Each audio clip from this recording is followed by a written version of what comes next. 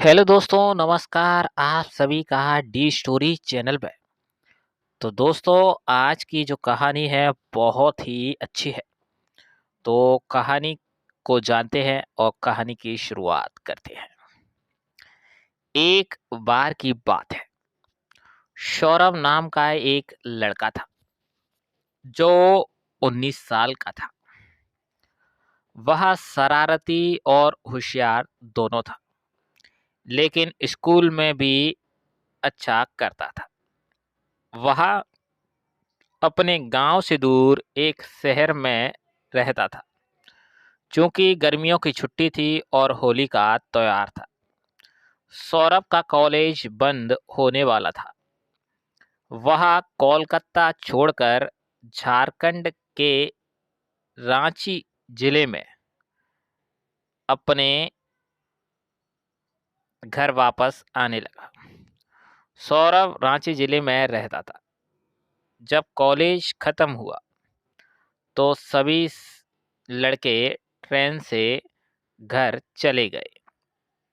सौरभ भी घर जाने के लिए टिकट खरीदने गया। जब सौरभ टिकट काउंटर पर पहुंचा तो वहां बहुत सारे लोग लाइन में थे, लेकिन एक और लाइन थी जिसमें सिर्फ महिलाएं थीं। ट्रेन जल्दी ही आने वाली थी, इसीलिए सौरभ को जल्दी से टिकट लेना था। जब वह टिकट काउंटर पर पहुंचा तो सौरभ ने देखा कि उसके सामने बहुत सारे लोग लाइन में लगे हुए थे। उसे लगा कि टिकट लेना वाकई में मुश्किल होगा, क्योंकि ट्रेन आने में सिर्फ 10 मिनट बचे थे और उसके आगे लगभग 100 लोग लाइन में थे। वह जल्दी से टिकट लेने की कोशिश कर रहा था। तभी उसने टिकट काउंटर पर लाइन में खड़ी एक लड़की को देखा। लड़की को रांची जाने के लिए फॉर्म भरने के लिए पेन की जरूरत थी। उसने देखा कि सौरभ की जेब में पेन है और उसने उससे पेन उधार मांगा ताकि वह भी अपना फॉर्म भर सके। उसके बाद सौरभ ने कहा कि उसे लिखने के लिए अपना पेन तोड़ना पड़ेगा, लेकिन उसने उसी स्टेशन से घर जाने के लिए टिकट लेने में मदद मांगी जहां उन्होंने दोनों को जाना था। फिर लड़की ने पूछा कि आपको कहाँ जाना। सौरभ ने जवाब दिया कि उसे झारखंड के रांची स्टेशन जाना है।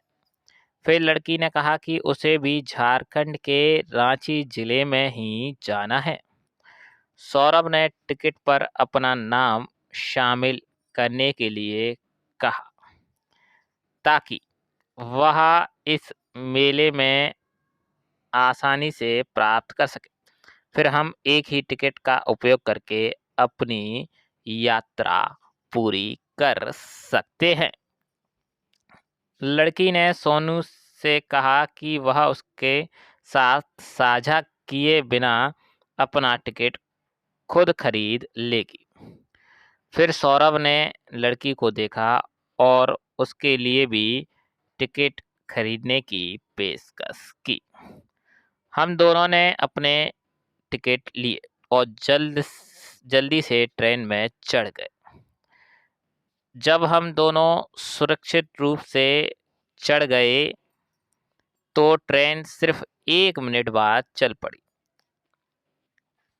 और लड़की सौरभ और लड़की दोनों बहुत खुश थे और एक दूसरे के सामने बैठकर खुशी से बात कर रहे थे। हावड़ा स्टेशन से रांची स्टेशन तक की यात्रा में 8 से 9 घंटे लगते हैं। ट्रेन केवल रात में चलती है, इसलिए यात्रा के दौरान हमारे पास बात करने के लिए बहुत समय है।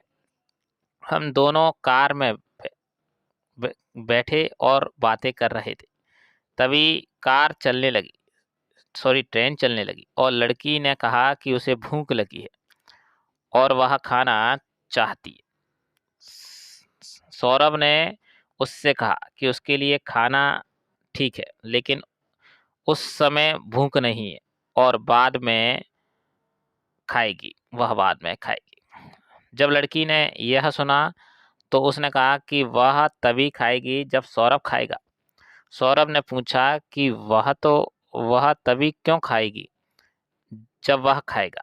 लड़की ने समझाया कि वे साथ में जा रहे हैं और वह अकेले खाना नहीं चाहती थी, इसीलिए वह तब तक इंतजार करेगी जब तक सौरभ खा न ले। दो लोग बात कर रहे थे और उनमें से एक ने दूसरे व्यक्ति से उसका नाम पूछा। लड़की ने कहा कि उसका नाम सौरभ है। फिर उसने कहा कि वह पहले से ही लड़के का नाम जानती है। सौरभ नाम का लड़का हैरान था। उसने पूछा कि वह उसका नाम कैसे जानती है। शोभा ने बताया कि वह उसका नाम जानती है क्योंकि उसने उसे अपने नाम और उम्र बताई थी जब वे साथ में टिकट बना रहे थे, और उसके पास अभी भी टिकट है जिस पर उसकी जानकारी है। सौरभ कह रहा है कि उसे याद नहीं है कि उसने लड़की को अपना नाम बताया था, लेकिन वह जोर देकर कहती है कि उसने बताया था और उससे अभी भी याद है। जब बाहर अंधेरा हो गया तो वे अपनी कुर्सियों पर सो गए। वे सुबह 3 बजे उठे, पानी की बोतलों से अपना सामान पैक किया पानी की बोतल और अपना सामान पैक किया। फिर वे एक दूसरे से बात करने लगे। जब वे बात कर रहे थे तो सुबह के 6 बज गए और उनकी ट्रेन लगभग स्टेशन पर थी। वे दोनों जानते थे कि उन्हें अलविदा कहना है। सौरभ को लड़की बहुत पसंद है। सौरभ के फोन पर जैसे ही सौरभ अपने घर पहुंचता है, सौरभ के फोन पर एक कॉल आता है। उसने फोन उठाया और पूछा कि कौन कॉल कर रहा है, और दूसरी तरफ से व्यक्ति ने कहा कि मैं शोभा हूँ। जब सौरभ ने यह खबर सुनी तो वह बहुत खुश हुआ और बहुत उत्साहित होने के कारण इधर-उधर घूमने लगा। उसे सुबह एक फोन आया। खुश हुआ जब किसी ने उसे फोन किया और बताया कि वह शोभा है, तो उसका दिल गार्डन गार्डन हो गया।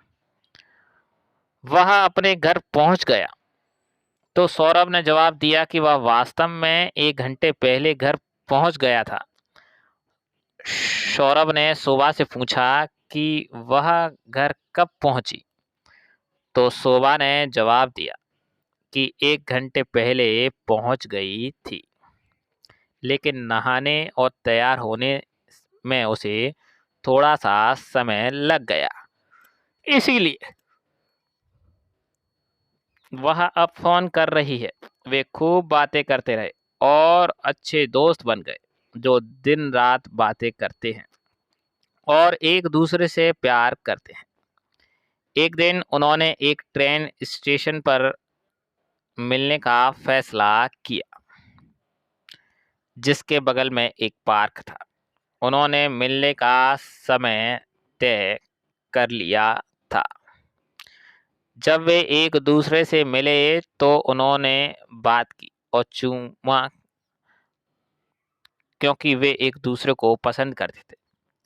अपने परिवार को यह बताने के बाद कि वे शादी करना चाहते हैं, दोनों परिवार शादी के लिए राजी हो गए। सौरभ बहुत खुश है और वे दोनों अपनी आने वाली शादी के बारे में खूब बातें करते हैं। उसके बाद उन्होंने शादी कर ली और एक परिवार एक तरह साथ रहने लगा।